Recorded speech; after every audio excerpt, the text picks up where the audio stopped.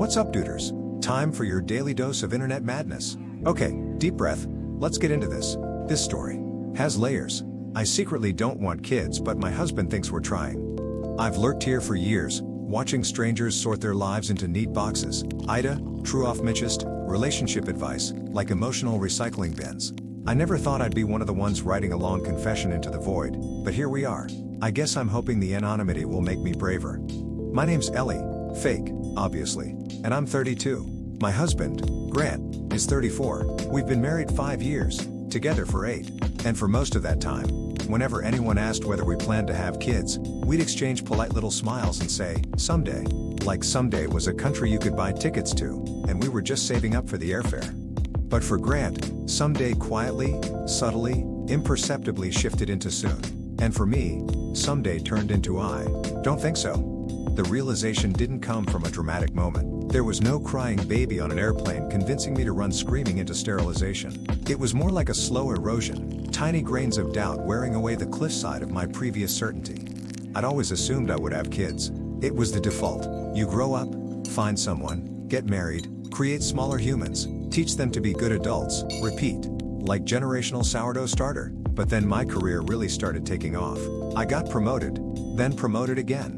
I found myself enjoying the freedom to travel, to sleep in on weekends, to spend money without earmarking it for a future college fund. And deeper inside, I realized I never felt that spark, that ache other people describe, the longing to hold a baby, to see my features echoed in a child's face.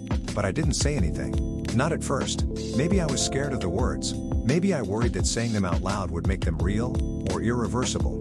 And then one night last year, totally unprompted, Grant turned to me on the couch, paused our show, and said, I think we should start trying next spring.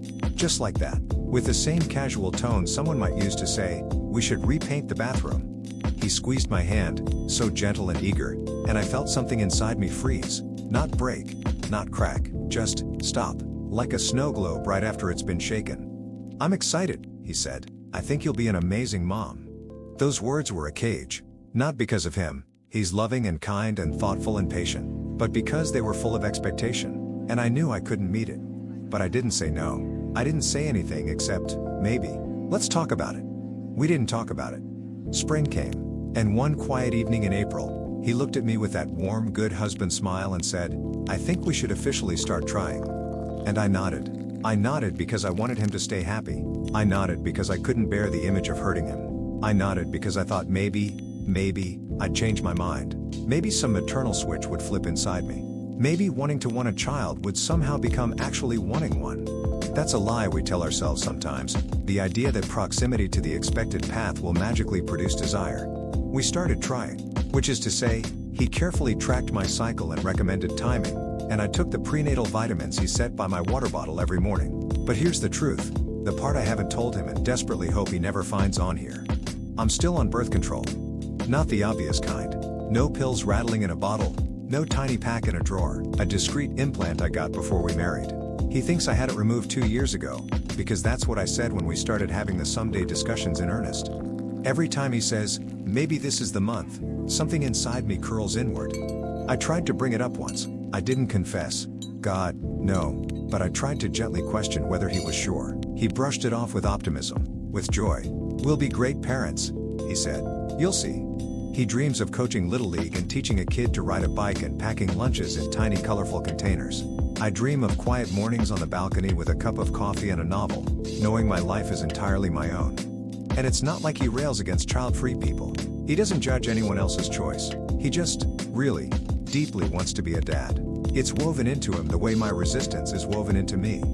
The guilt hits me at weird times. When I watch him hand a balloon to a kid in the grocery store, when he smiles at a baby in a restaurant, when he calls me mama in this joking, affectionate way that makes my stomach twist. We've been trying for nearly a year now. He started suggesting fertility tests just to make sure everything's good. And now the snow globe inside me is shaking violently, and soon something has to fall. Last week he gently asked, do you think we should see someone? If there's something going on physically, it's not your fault. He said it with so much love. I nearly burst into tears. There is something going on physically, technically. A plastic rod in my arm doing exactly what it's meant to do. I know I need to stop lying, but every time I imagine the conversation, I see his face. I imagine the hurt, the betrayal, The possibility that he might leave. Or worse, he might stay but never look at me the same way again. I don't want kids, I want him. I want our life, but I don't want to sacrifice myself to preserve it. And yet here I am, sacrificing integrity instead. I know I'm wrong. I know I'm delaying the inevitable. I know I'm doing something unfair. That's why I'm writing this. Because the truth is a heavy thing, and if I don't put it somewhere, I think I'll sink under it. What do I do? How do I tell the person I love that I can't be who he hopes I am? Oh, Ellie, sweet summer child of emotional procrastination.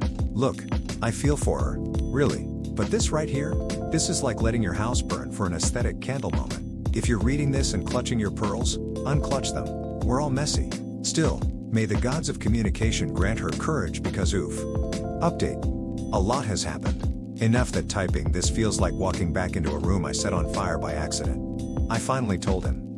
Not everything, not yet, but enough that the ground underneath us shifted. It happened on a Tuesday night, in the kitchen, while the dinner pot simmered on the stove. Grant was chopping tomatoes, humming some song off-key the way he always does, and I felt that familiar swell of guilt that almost made me dizzy. He said, I scheduled the appointment with a fertility specialist. They can see us next month. And something inside me cracked clean through. I turned off the stove burner. I leaned against the counter because suddenly standing felt like too much. My voice trembled before the words even formed. Grant, I don't know if I want kids. The knife stopped. The humming stopped. Everything stopped. He turned to me slowly, like he was afraid any sudden move might startle whatever animal version of me had confessed that. What do you mean? He asked. He wasn't angry. He just looked stunned, like I'd spoken in a language he partially recognized but couldn't quite translate. I tried to explain. I told him how I'd been unsure, how the pressure had felt like a weight, how I wasn't ready, maybe wouldn't ever be. I told him I was terrified of telling him because I didn't want to hurt him. I couldn't tell him about the implant. Not then. He sank onto a kitchen chair. I stayed standing. It felt lopsided, both literally and emotionally. Why didn't you say something sooner? He asked. His voice wasn't raised. It was soft. That was worse. I didn't know how, I whispered. We talked for hours, long enough that the dinner burned, and the house smelled like scorched garlic, and both of us cried, him quietly, me in fits. At one point he said, I always thought parenthood was something we both wanted, something we'd grow into together. I thought so too, I said, but I changed. He didn't ask me to promise anything. He didn't demand I reconsider. He didn't walk out or slam doors. That gentleness is what makes this harder. I know real pain can be quiet. For the next few days, we moved around each other like ghosts. Polite, careful, too careful. Finally, last night, he said, we need to talk again. But not now. I just need time. So now we're in this holding pattern. Not fighting, not fine, hovering. I still haven't told him about the birth control. I know I need to. I can almost hear the collective internet yelling at me in all caps, but I'm terrified of adding another crack to something already fragile. Maybe next week, maybe tomorrow, maybe tonight if I can find enough of my spine. I don't know what our future looks like. I don't know if we're drifting apart or slowly stitching something new together. But for the first time, I'm letting truth have its voice. Even if it shakes. Ellie. I'm proud of her for opening the first door. But the second one, the birth control truth bomb, is looming like a haunted attic she keeps ignoring. Look, audience, if you're ever tempted to hide a small hormonal device from your spouse, don't. Secrets aren't birth control. They're relationship demolition tools. Alright folks, if you were Ellie, how would you handle the implant confession? And if you were Grant, what would trust building even look like from here? I'm just over here eating popcorn and hoping they choose honesty over avoidance, because avoidance, unlike babies, does multiply. That's all folks. Don't forget to update the video. Thanks for listening, and I'll catch you in the next one. Doot doot.